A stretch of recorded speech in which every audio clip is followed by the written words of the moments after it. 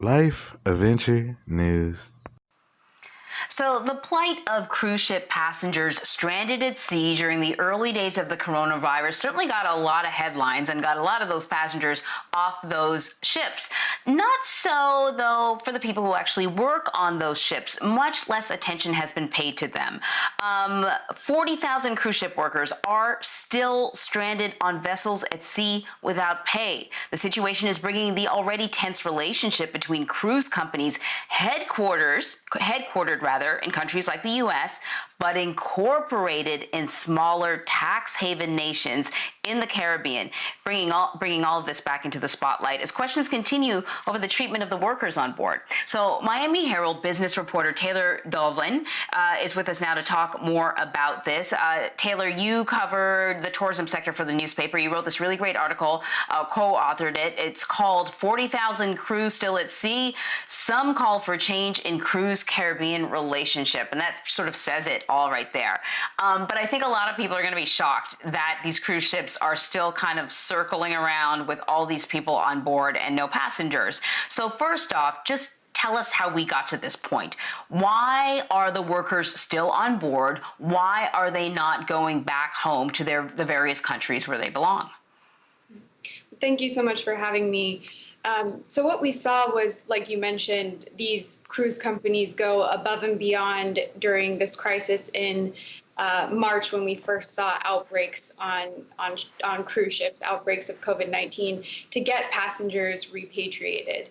But as the crisis evolved, moving into April, we saw countries across the world enact really strict travel restrictions, the U.S. being one of them. In mid-April, the U.S. said if crew want to get off cruise ships and fly home, they have to do so on private transportation. And so we have these cruise companies with no revenue coming in at this point. And they were telling the CDC, you know, this is too expensive for us to get all these people home on private transportation. Eventually that evolved, and they have been flying people home from the U.S. Using charter flights, but it definitely slowed things down. And then we've seen some countries just not allow their citizens to come home yet. A lot of these ships are still experiencing outbreaks. Crew continue to test positive for COVID-19, and so there's a lot of concern among countries. Our story focused on countries in the Caribbean who are wary of bringing their citizens home with little restrictions. And so they're requiring testing and quarantine and other things at this point. And Taylor, what do we know about the conditions on board? So most crew have been moved to passenger cabins. So they're in more comfortable conditions than the crew cabins, which are often shared and don't have windows. But they describe feeling really hopeless. I mean, there's very little reliable information from the companies about exactly what's being done to get them home.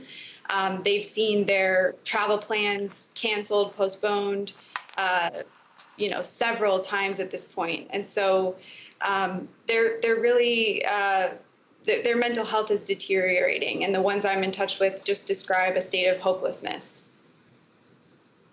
So the, I guess, the legal loopholes here, or the conundrum here, is that many of these cruise companies, though they may be headquartered in, say, the United States, they choose to incorporate on these small Caribbean islands where they get their tax havens or whatever. So the argument for the U.S. is, well, this ship doesn't actually belong to us, so we're not going to allow you to dock here. The argument for the company is, well, you know, all of our infrastructure and everything is actually in the U.S., so it's better for us to come to the U.S., for example, using the U.S. as an example, their headquarters in many other countries. So I guess the ultimate question is, like, who is responsible for the well-being of these men and women on board? Is it the country where the company is headquartered, or is it the country where the cruise ship is incorporated, or the company is incorporated? That's a really great question that a lot of people are asking at this point. The Bahamas, for example, we focused on in our story as a really popular country where cruise companies register their ships. But what we saw in in March, when these ships still had passengers on them, the Bahamas said, our health system can't support a ship with an outbreak coming here, and we're not going to allow ships to dock here that are registered here. And then when we saw cruise ships still experiencing outbreaks in April and May, evacuating crew members to South Florida hospitals, the U.S. Coast Guard spoke up and said, look, we're overwhelmed with the number of crew evacuations, and we really need these companies to be leaning on these flag states for some help. And the Bahamas again said, our country's not set up for this. Our health system can't handle an influx of evacuations. So it is raising that question. And at the end of the day, it's really the company that's responsible for taking care of its crew. So I guess finally, is there a long-term solution to head off these problems in the future if cruises are to continue? I mean, I think this pandemic, Taylor, has proven, or at least has indicated, that there can be a lot of challenges with the cruise industry in these times. Yeah, an international union that oversees all of the different unions for cruise ship workers is really hoping to see the basic setup of how these companies are organized change, so that they would, for example, register their ships in countries like the U.S. that do have the kind of infrastructure for a crisis like this. And obviously more oversight there. So it'll be interesting to see how it plays out. There's no silver bullet to change a lot of these problems, but that is one thing being suggested.